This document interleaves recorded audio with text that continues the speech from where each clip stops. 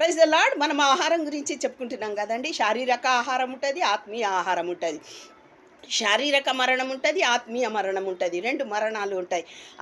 అదే విధంగా ఇక్కడ యాకోబు ఏమంటున్నాడు, ఆదికాండం 42:2 చివర్లో మనము చావకుండునట్లు ఐగుప్తు నుండి తన కుమారులకు చెప్తున్నాడు, ధాన్యమును కొనుక్కొని రండి అంటున్నాడు.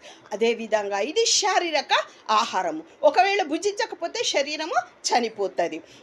యోహాను 6:47-51 విశ్వసించువాడే నిత్య జీవం కలవాడు, జీవాహారము నేనే అంటున్నాడు. యేసుక్రీస్తే జీవాహారము, ఆయన వాక్యమై ఉన్న ఆహారము. ఈ వాక్యమును మనం భుజిస్తే చూడండి, దీనిని తినువాడు చావకుండునట్లు పరలోకము నుండి దిగి వచ్చిన ఆహారం ఇదే, పరలోకము నుండి దిగి వచ్చిన జీవాహారము నేనే.